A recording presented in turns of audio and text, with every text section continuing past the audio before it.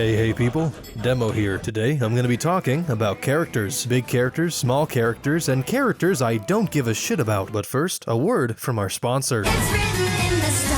Welcome to hell. Ruby, you get the gist of it. She's naive, she's young, she's the daughter of Summer Rose, and everyone wants to suck her dick. But she doesn't have one. This creates conflict. No, but really, she just wants to be like her mother. All that stuff about fantasy isn't really on her mind. It's just more or less a thematic bridge to the ideals of the hunters in Summer Rose. She has issues accepting the hard truth of reality and often downplays it to digest it better. Eventually, shit gets too bad for her to ignore and she starts to question the purity of her worldview. An arc that follows her all the way through the Great War. Endgame? Reaching a compromise between industry and antiquity and deciding to do the right thing even if it sometimes seems insignificant. Weiss is the youngest daughter of Jacques Schnee and the runt of the Schnee fortune. Far from its heiress, Weiss is often quiet and impersonal, speaking very formally and keeping her thoughts to herself. At least that was how she acted until her older brother, a sentinel, died, and she was forced to come face to face with realizing who she was as a person. Think of it like a teenage identity crisis, except edgier and racist. When the time comes for her to impulsively join Ruby's class as a hunter in training at Beacon, which her father owns, her struggle will be trying to impress and befriend literally anyone. And if that wasn't hard enough, as the daughter of the man who owns the school, she has to listen to her father lecture her on what's good for the family, and that sneaking into town as a commoner to sing at the local tavern isn't very cash money. What's that supposed to mean? Not to mention him doing weird shit like rearranging her team name to Wibber so her name's first. She has it switched back and tells Jacques to go fuck himself. Originally I had something planned with Blake where she was a refugee and her family couldn't get citizenship because of some needlessly convoluted immigration laws. Not only was that just a mess to explain, but Storyteller came up with a vastly more simple premise of getting her to Beacon and tying her to the overall story. Please hear me out on this one. Blake is a refugee from the city-state of Aurora, recently annexed by the resurgent military meritocracy of Torinth. Her parents were murdered in the prolonged bloody war, and as such she's had to live on the streets for most of her life. It wasn't until she was 13 that a man on visit from the Atlan embassy took her in and made her a personal servant of his daughter, Weiss Schnee. Again, hear me out. The fact that Blake is a servant by the time Weiss is introduced not only sets up the manner in which faunists are treated in this world, and not only sets up the thematic departure from nature and mysticism that industry takes, but it also gives Blake a reason to be at Beacon in the first place. Originally it was for her family's sake, but given her personality, this just makes a lot more sense as a premise. She's battered, beaten down, and totally alone. Someone of her caliber emerging is no surprise. Blake has what I call toxic loneliness. She keeps to herself, not because the world rejects her all the time, but because she's convinced that the moment she does express herself, the world will push back. Do you think I like being alone? Every day. Every day I think about them. Blake. Shut up! She's deathly afraid of being social. She's the classic introvert who spends more time in her own world than she does in the real one, and because she's technically dirt poor, she has to scrounge up whatever she can to use as a weapon in combat. Her arc is becoming her own person. We see her as an accessory at the beginning, and by the end she'll have just as much if not more agency as her master, a sort of liberating narrative for a people so universally ostracized. Bananas. Yang is different. RWBY Former really loves portraying her as this perfect lovey-dovey big sister to Ruby with zero flaws except that she gets angry when her hair gets cut because it's an anime, and also that she gets PTSD when her arm gets cut off 3 seasons in. That's literally it. Don't tell me to calm down! Whoa. She's my least favorite character in Former, so naturally she's the most divergent from the source material in Alt, but the general gist is that she is not alright.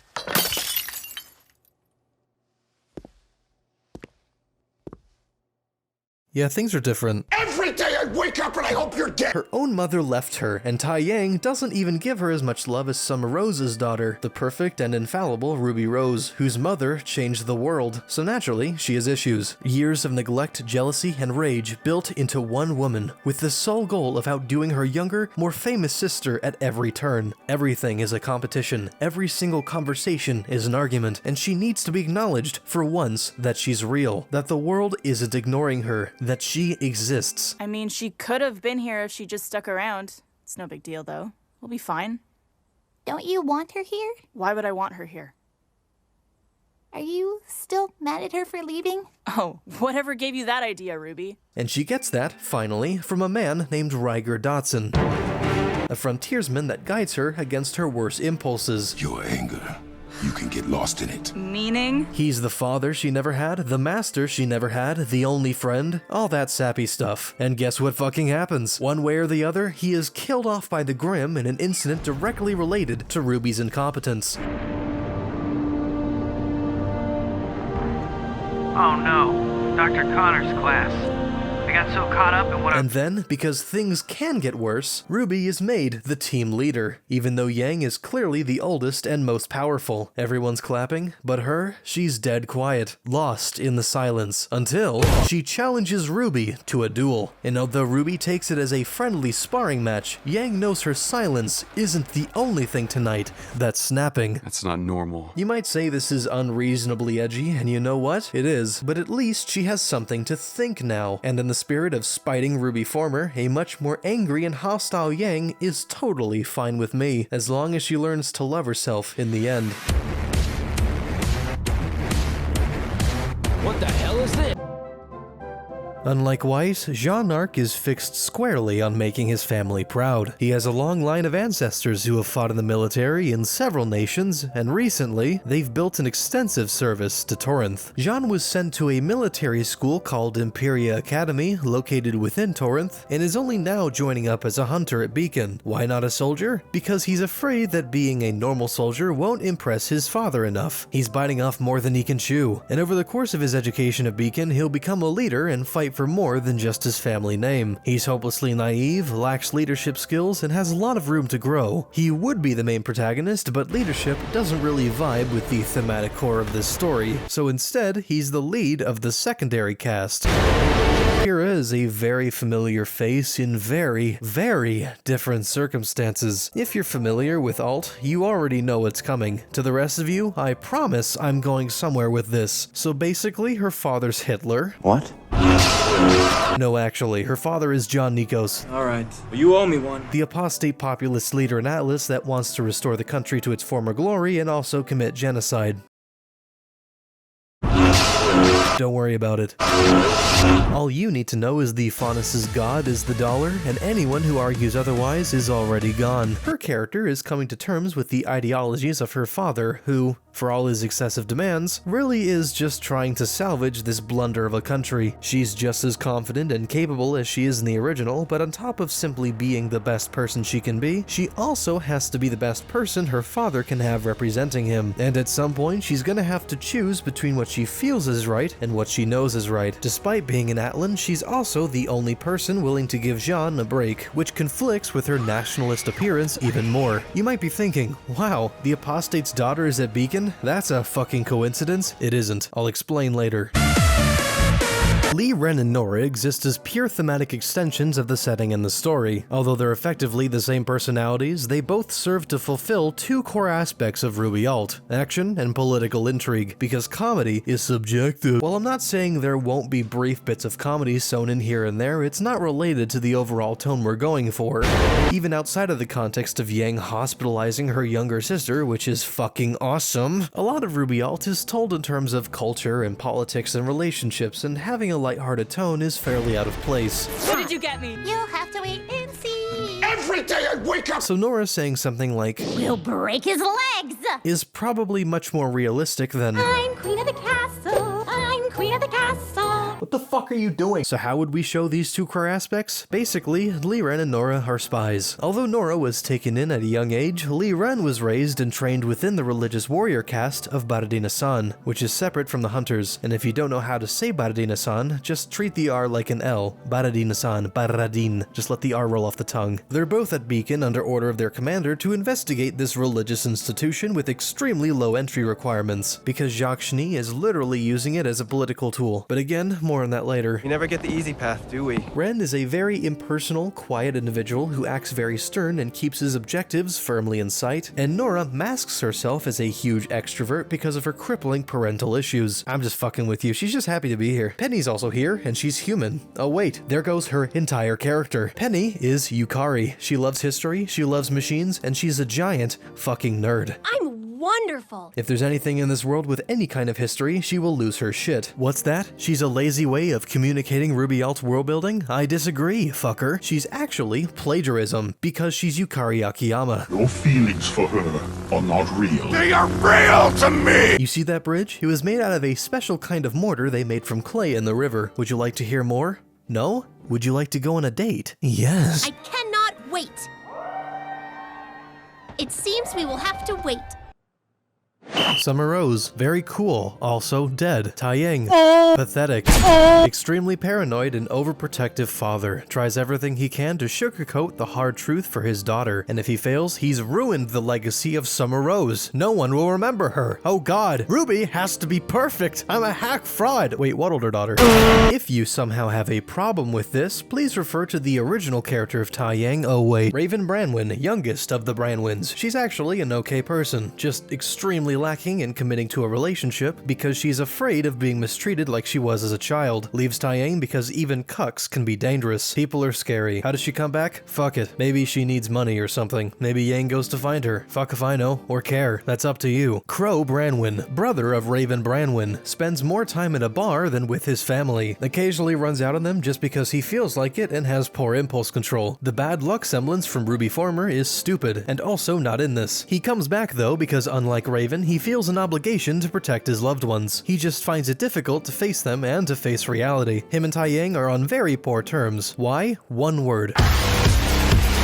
Literally, suck my dick. It can't not work. RWBY would lose her shit. Conflict. Professor Ozpin is a very impromptu character at the Church of Beacon. He's extremely salty about the new administration and won't hesitate to talk behind its back. Oops, he's got tenure. He also subscribes to most every conspiracy ever, including the rumor of a toxic compound in the water supply turning babies into faunus. Of course it's true. He also suspects Jacques of using Beacon as a political tool for his own family's ambition. Of course it's not true. It's just a coincidence that relatives of the royal family and the daughter of the extremist opposition to said family are at the same place at the same time in the same class. Professors at Beacon are just sort of middle-of-the-road weirdos. None of them are especially cruel, and in terms of attitude, they aren't quite divergent, except maybe Ozpin, but that's just because he's so basic in the original. All of them are sort of on the fence when it comes to the whole Church of Beacon thing because all of them were there when it was just Beacon Academy. The whole change in administration kind of freaks them out, and there isn't much love for Jacques Schnee as a person when talking in private. The students don't know that though. They're way too preoccupied thinking about themselves to notice.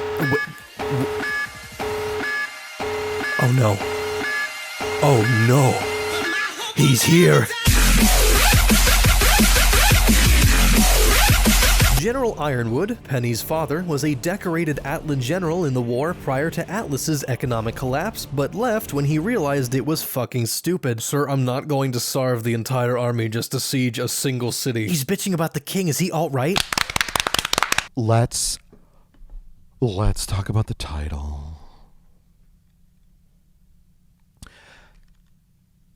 His constant moving around allows Penny to pursue her personal interests in history, culture, machine working, and anthropology. Where are they now? Somewhere in Torrent, I don't know. I'm a general, I know all the weak spots, let me fuck up my country. Oh, f yeah. We're with you. Are you with me? None of this matters right now. Loyalty always matters! I want you to tell me whose fault this was. Adam is somewhere. Adam! Surprisingly, Adam is not edgy in RWBY Alternate. He's all about this nation is going to shit and I can see the Holocaust from a mile away, so I'm just gonna take Bikini Bottom and push it somewhere else. He's highly idealistic and an effective leader, but also stubborn. How stubborn? He's been arrested several times by the Atlan authorities, but keeps escaping because the guards are too busy protesting the government. I'm not kidding, that is the actual reason. Arresting people is a whole lot of fun, but watching jail cells? Does he get embroiled with Blake? Literally how? I don't care. Maybe? He definitely enabled that toxic loneliness side of her. You fucked up my face. Torchwick and Neapolitan are partners in crime, renowned among Marathon's underground as two of the fiercest and most theatrical villains to plague the upper class. They play host to some of the lesser exploits of Team RWBY in their first years and also pull off some fucked up jobs where they make tons of money. Torchwick's the suave and cunning brains, while Neo, the mute, is the brawn. Her greatest dream is to open an ice cream parlor, but Torchwick wants an Italian restaurant. This creates conflict. They're the Team Rocket of RWBY, and for all intents and purposes, they're the closest thing that RWBY gets to a serialized villain in the entire story. By the end though, they've run into each other so often that they're pretty much friends, and I love that dynamic, so don't fuck with me. I know you will anyway, because it breaks your super complex headcanon tabletop RPG mechanics, but I literally do not give a fuck. Jacques Schnee also doesn't give a fuck about Beacon or its students. It was literally just a small enterprise he helped fund, and only took advantage of it because he knew he could use it for his own family's benefit. His eldest daughter, Winter, was a graduate of Beacon Academy before it got bought up, and soon after was forced into a marriage with the then Prince of Atlas, the heir to the Imperial throne. No, I won't do it. Yes, you will. You're still fertile. You need to marry again and breed. I am Queen Regent, not some brood mare. You're my daughter! You will do as I command, and you will marry Loras Tyrell. And now that his daughter is the queen of the Kingdom of Atlas, Jacques has every intention of keeping his family in power. And with a crippled economy and a rising extremist movement, it's anybody's game. But our boy Jackie has a plan. Pyrrha. Pyrrha is the key to all of this. If we can get her working. Pyrrha Nikos is the daughter of John Nikos. Whitley Schnee is the son of Jacques Schnee. Whitley and Pyrrha are the same age. Jacques already has control over the throne, but if it were somehow overthrown, and his son was betrothed to the only child of John Nikos, well shit, Winter would probably survive the revolution and the Schnee name would remain in power. In theory. That was also why Jacques insisted his eldest son, the one who died, attend Beacon and become a sentinel. That went balls up though, so he's back to square one. And if he can convince the apostate Nikos to marry off his daughter, then there's no doubt the future of the Schnee name would be assured. And if the revolution ends in the Kurazim's defeat, so what? He'll just name Winter his heir and have the Imperator disappear under suspicious circumstances. It's literally foolproof. Shut up. I have a gun. Winter though has different plans. As far as cunning goes, she got the lion's share.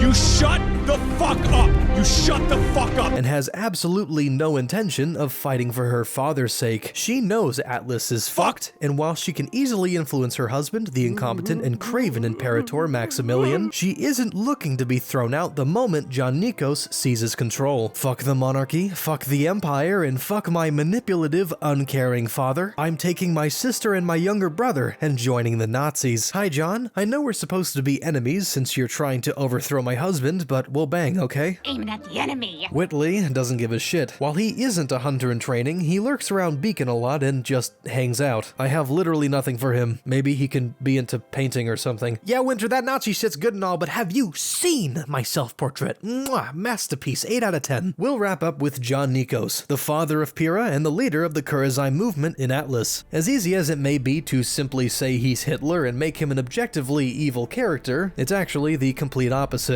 John is a patriot. His sole motivation is to see his country prosper, and while he acknowledges the fears and extremist sentiment building in the lower class, rallying them via the scapegoat of the Faunus is just a means to an end in unifying the Atlan people against a common enemy. He knows the monarchy is corrupt, and he's done trusting the nobility. The time has come for the people to lead their great nation, and while he's earned a reputation for being a monster, a psychopath, and a ravenous extremist, he's actually a really nice person, and loves his daughter very much. So much so that using her as a political tool is probably not in his best interest. But Pyrrha can't help but see more of her father's shadow than her father. And it is indeed quite the shadow. I tried to keep the kingdom safe, and now we're losing everything.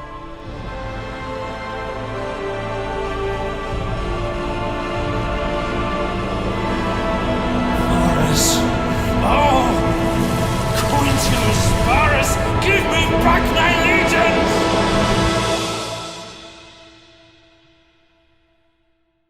How does it all end for them? I don't care. Take this document, take this story, take these characters, and get it out of my face. It's taken literally forever, but I can confidently say RWBY Alt's foundation has been set. Go and make something with it. I'm done.